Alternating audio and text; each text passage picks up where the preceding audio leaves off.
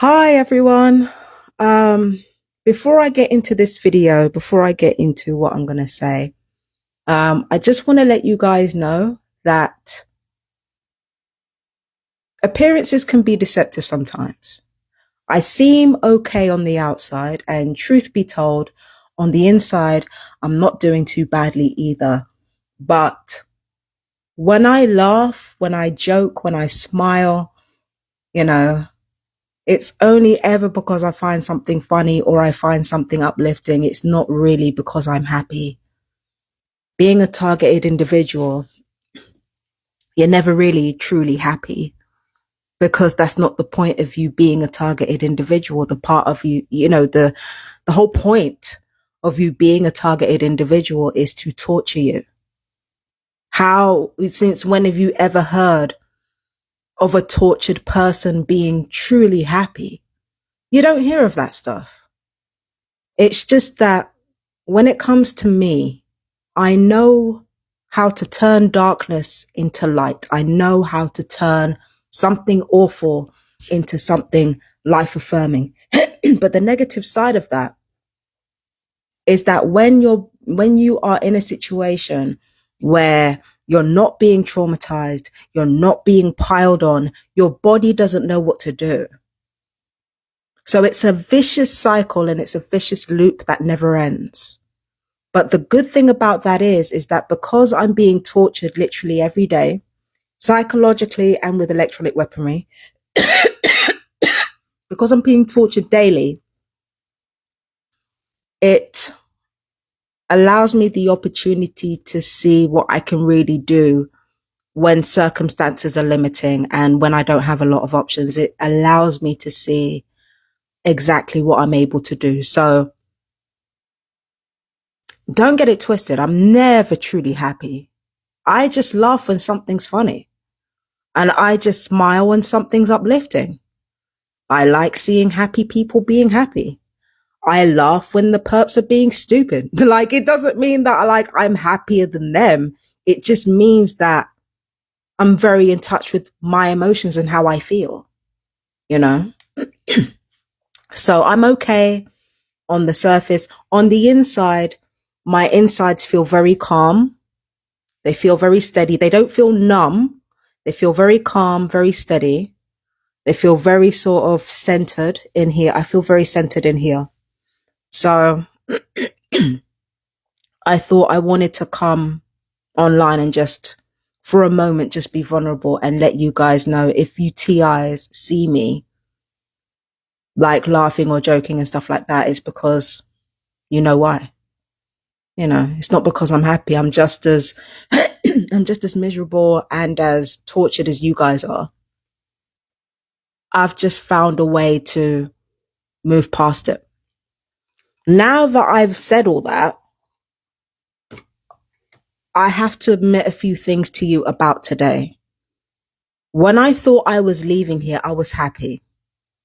I was very happy. But then when I found out I wasn't leaving, I was also very happy. And I'm about to tell you why. On Tuesday, the 17th of June,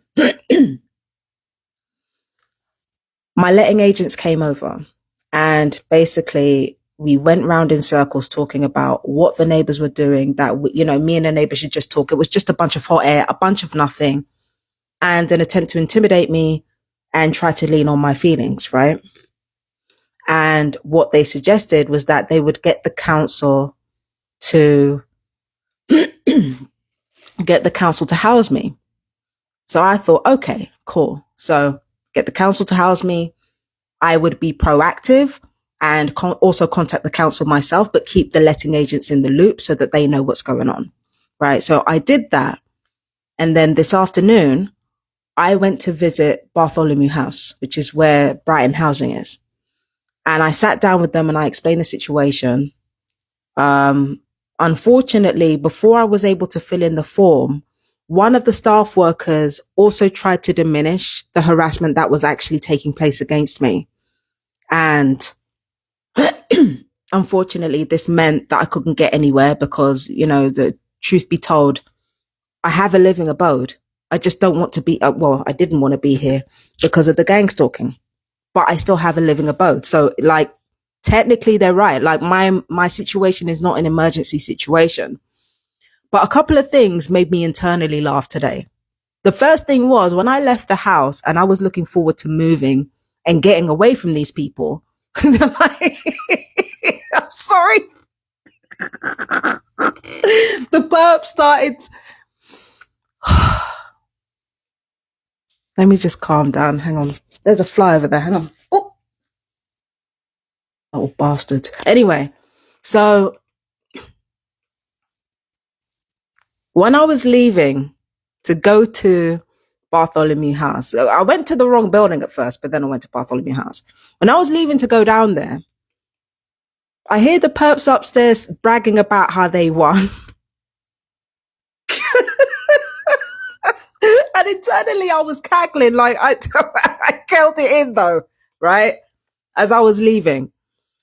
Yeah. So I'm thinking to myself, based on that and based on the meeting that I had with Bartholomew House, with them playing down my reactive abuse so that they can't move me, I'm thinking to myself, they're about to go absolutely mental when I get back home. When they find me reaching back home, bags packed, they're going to lose it. And I laughed at that housing tech because I knew they were going to lose it. I knew when I went back home. I'll get to that in a minute. I was on the bus ride home after the meeting with Bartholomew House, and I thought to myself, at first, I was amused because I knew the perps were going to lose it. I knew the perps were going to start throwing tantrums and shit. But then came a really depressing thought. I started to get depressed, and it wasn't for the reasons that I expected. It wasn't for the reasons that I thought. Now I'm going to need you to walk with me here. I really need you to walk with me. I've talked about having violent feelings towards the mother of that perp family. I've talked about that openly. I've said it online, right? The police haven't done anything about the harassment.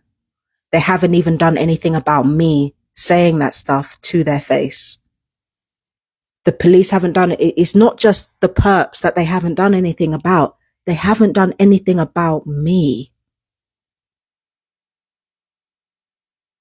I'm supposed to be the dangerous one in all that. They haven't done anything about me. They're like, the landlords haven't done anything about me. The police haven't done anything about me. The mental health haven't done anything about me. Why has nobody done anything about me? I'm supposed to be the target. Why has nobody done anything? Let's just forget them for 1 second. Let's just forget the family for 1 second. This is when I started being depressed now. Let's forget the family. Think about everything that I've said online. This is why I talk my business online. This is why I do this. So that to illustrate to you where things do not add up. Forget the gang stalkers, because I realized I was looking at the wrong thing. Why is it that the landlords would have me here being terrified of me and legitimately thinking that I might be a danger to people? Why am I still here? I've told the police, if you don't do something, I'ma do something. They have records of Saturday, the 30th of November, of me trying to do the adult something. They have a record of that. They're not doing anything about me. Mental health haven't been contacted. They're not doing anything about me. They're staying well the fuck out of it. And now housing. Not doing anything about me. I was looking at this all wrong, and I'm thinking, this is why I came home and I was calm. This is why I came home and I was no longer feeling that rage. It's because everything started to add up for me. Let's go back to Saturday, the 30th of November, and let me explain to you bit by bit how I was feeling mentally, right?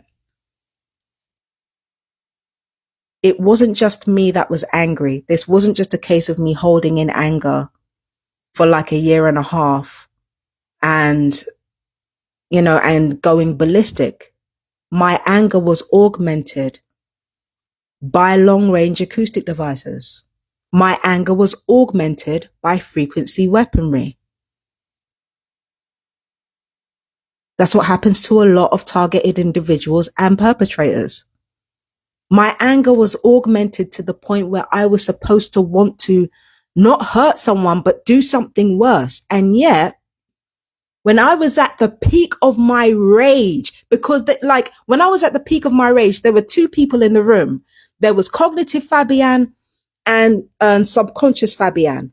Cognitive Fabian watched subconscious Fabian completely disregard the children. The children were up there shouting and screaming with the adults.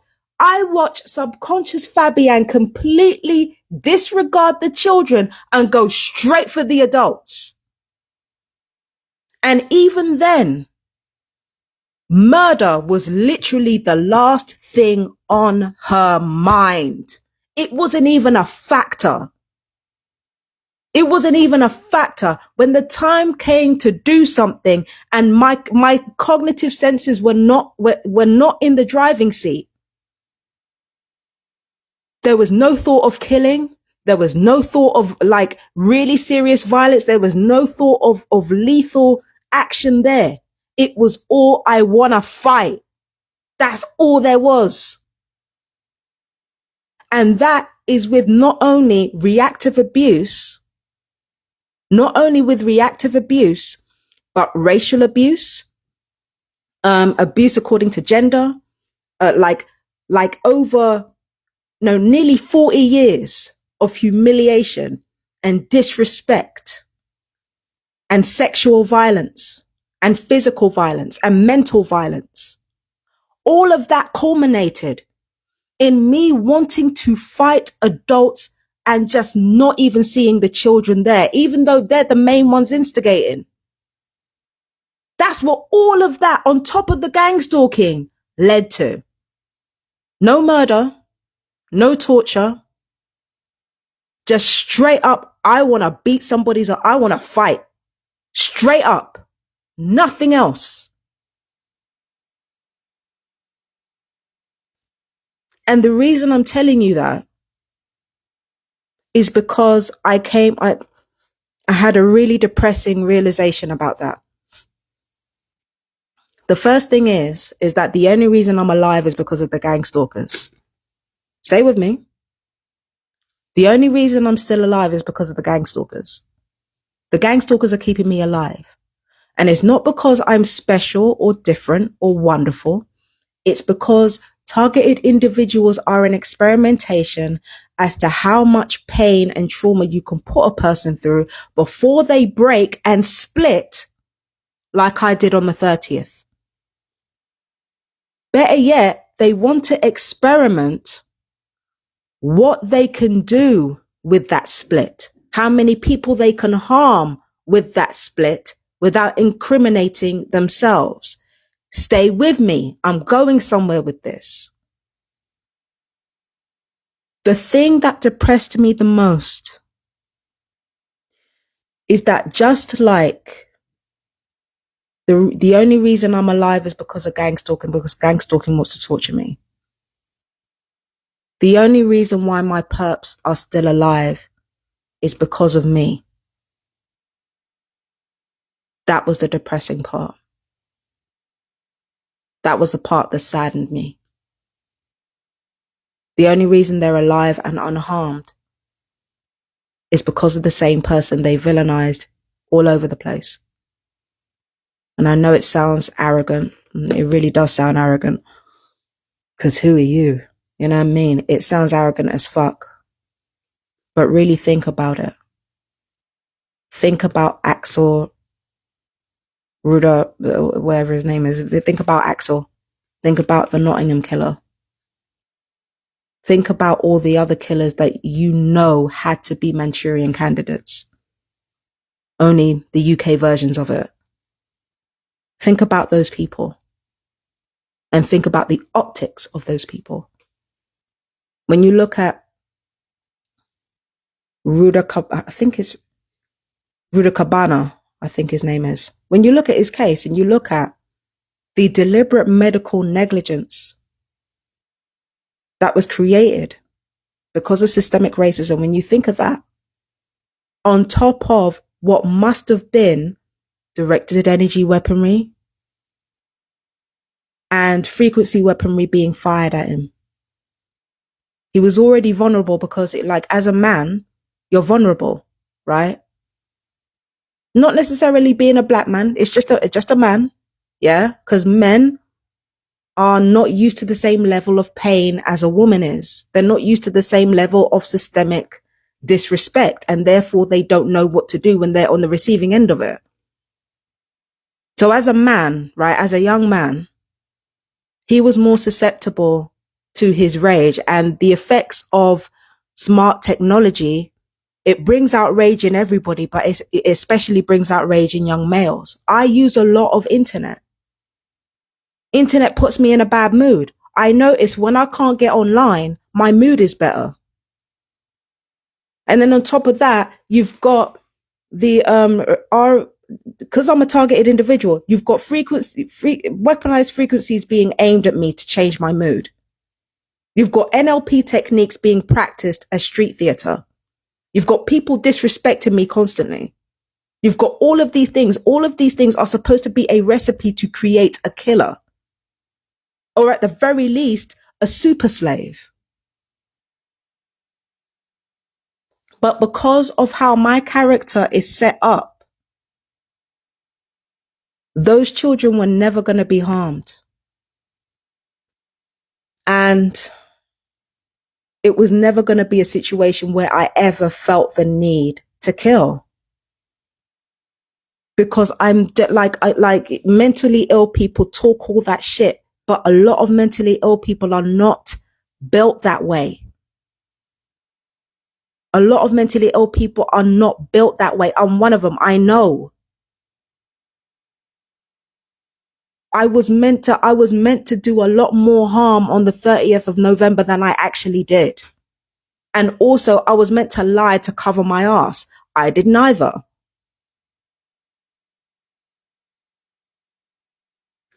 Because if it was anybody else, if it was a man, or if it was a white person, I'm sorry, but yeah, the less oppression you go through is the more susceptible you become to torture like that.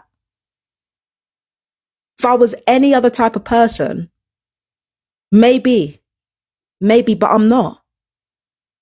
That's the reason why I say the only reason my perp family is still alive, that perp family is still alive, is because of the big black woman they hate. That's the only reason they're still here. And that's the only reason they're unharmed. It's because of me, not in spite of me.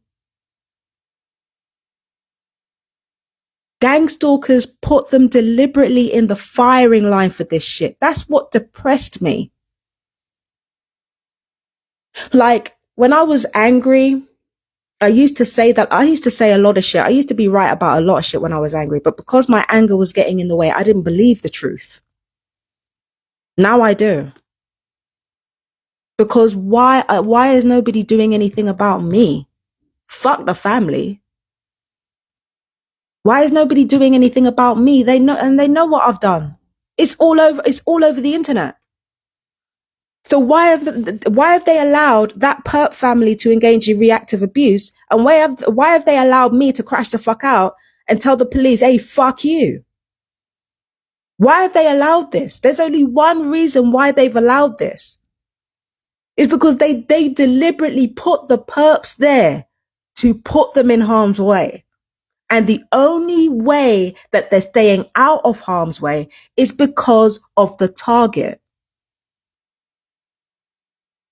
My fellow TIs, because of your character, you are the reason why the perps are still alive and unharmed. You're the reason. And I'm not saying that to make you feel better or worse. I'm not saying that to encourage any type of, wrongful actions or anything like that. But it's the truth. Just like gang stalkers ultimately decide whether we live or die, meaning the people behind the curtain that we can't see. Just like they are the reason we're still alive, like some of us are still alive now, having whatever life they allowed us to have. We are the reason why our perps are still alive. We are the reason our perps are still breathing, some of them. Because they put us in that position to cause harm to people. And the fact that we continue to refuse to is a testament to our character. But I do find it depressing that gang stalkers are willing to endanger perps down to the last child. I do find that depressing. I do find that awful and inhumane. So on the way home, the thought of that depressed me. That's the reason why nobody's done anything about either side. It's because the perps have been put in harm's way. And for those of you who say, oh, you know, you could be tasered before you touch the family. Well, first of all, good. Second of all, if they tased me, remember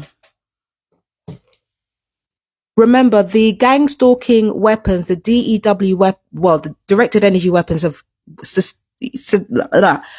the DEW weapons have weakened my body, right? They've weakened my body, which means if they did taser me before I could do anything, it means there's a possibility that they might kill me. And if they kill me, it might lead to hearings, investigations.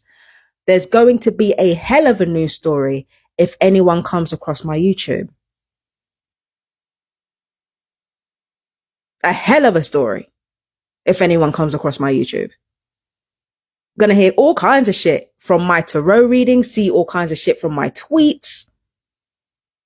Even the stuff that makes me look really, really bad. But all of it tells a story. People are going to investigate. People are going to want to know more. Like, why the fuck is this bitch talking so much?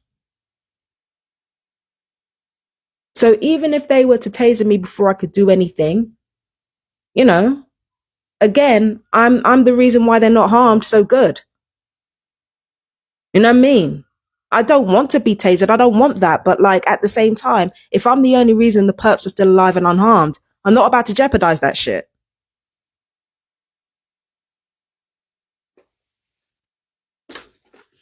You know what I mean? But if there's a possibility that the taser could kill me, and that's when all bets are off. And as for mental health, the sectioning, like, okay, you section me, and look at other people that have been sectioned. Either they've killed themselves or they've just been stewing, getting angrier and angrier and finding new and new ways to be more resourceful. Even when basically being hit with the chemical version of a truncheon. So mental health is not going to do anything. Like sectioning people is not going to do anything, especially without just cause. You can't keep people in sectioning indefinitely. So that doesn't protect the perps either. And that also raises questions. People are starting to ask questions about mental health and neurodivergence now. Why do you think we've gone backwards? Because people are asking too many questions. Now people are looking into miscarriages of justice when it comes to people with special needs. So now there's got to be an about turn in order to stop people finding out the truth about gang stalking. The whole truth. Like mental health is not going to stop anything. The police tasering is just going to lead to investigations. It's just going to lead people to look into it. Why do you think when it came to Lisa T.I., they didn't even bother look at her phone? Why do you think the police didn't even bother look at her phone? Because they knew what was on it. They knew there was evidence. They knew there was evidence that journalists could find. Because remember, in America, it don't work the same way as here. That's why I've got all these videos online. It doesn't work the same way as, over here. they have tighter data restrictions. They have tighter data restrictions here, especially when it comes to us, the public, asking for our own information. It's not that easy to find. That's why I put all my shit online. Why do you think my videos get reported? But over in America, they left that phone where it was. They didn't take it as evidence. And it had all evidence of gang stalking on it. Why do you think they left that behind? Because they knew people would start digging. And make no mistake, in a bid to humiliate me and in a bid to disrespect me, people will dig. Let that taser hit and kill me. Better yet, leave me alive.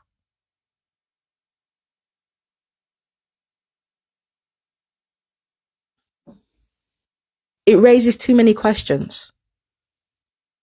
It raises too many questions. It's better to just let me talk and let me sound like a lunatic than it ever is to bring the hammer down and raise too much suspicion.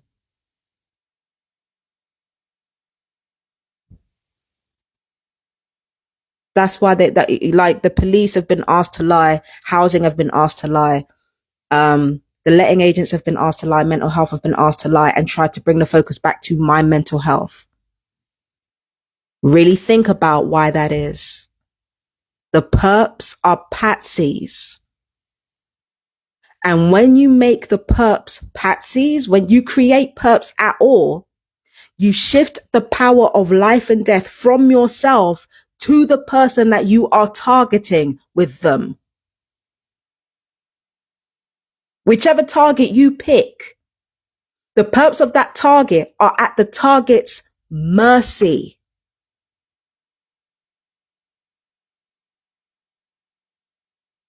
So the thought of that depressed me. It really fucking depressed me. It I felt bad. I actually felt bad.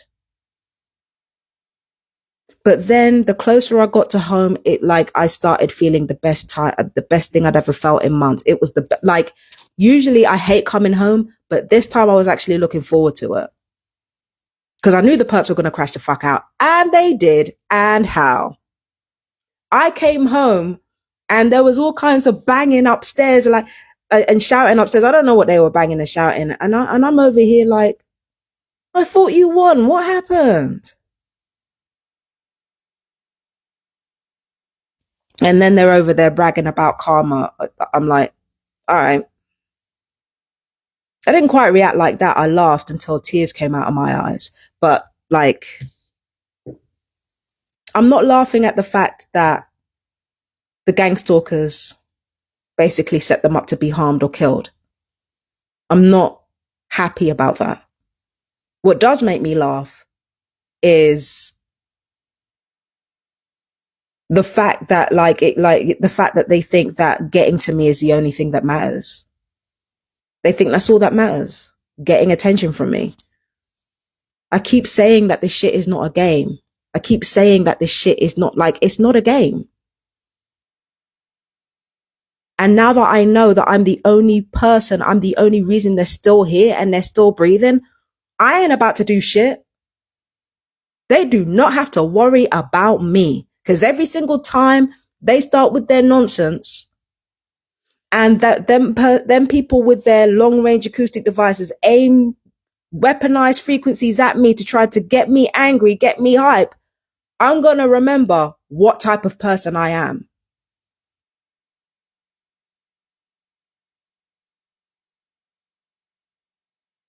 And that's when I came home very, very pleased with myself. Very pleased. I didn't get my emergency housing, but I got, I called the fucking letting agencies bluff. It staggers me. It really staggers me how the perps here are even less prepared than the perps in London. It staggers me. It absolutely baffles me how ill prepared they are. So got them. No Section 21. in spite of everything that's been online. You've got to report it. You've got to report it. For what? You ain't about to do shit. And when you do, it's not going to be effective. And it's not going to be effective. Why? Because if I'm not their target, somebody else is going to be their target. Somebody else who has a worse temper and worse intentions than I do at my angriest.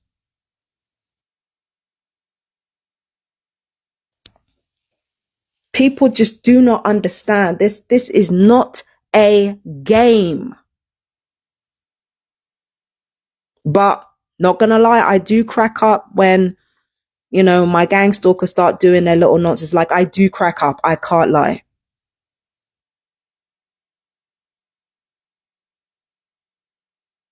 I do crack up. I do crack the fuck up.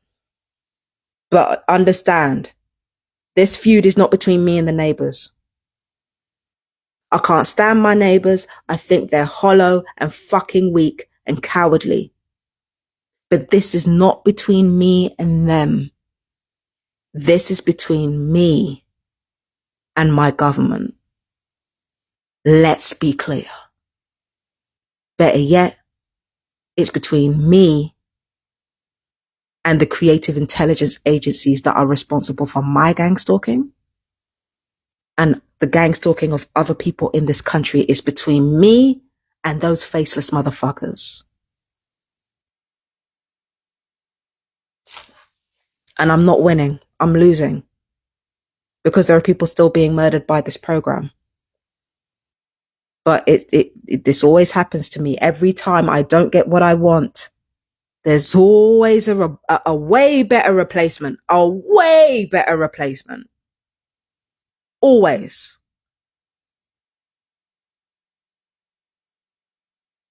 I just wish it didn't have to be this. That's what happens with gang stalking. I keep saying it. Everybody loses.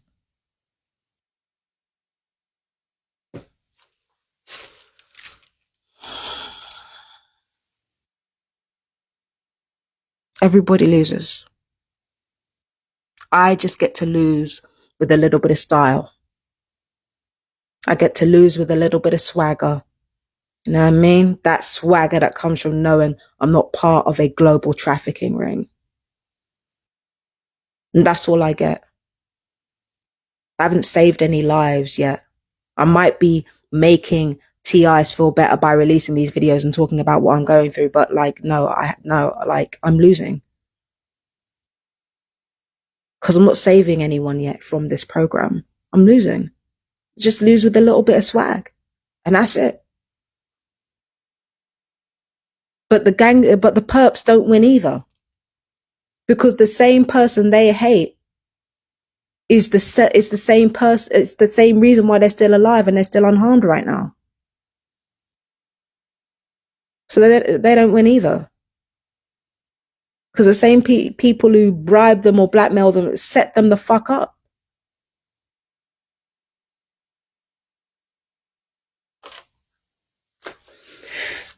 Well, I gotta go.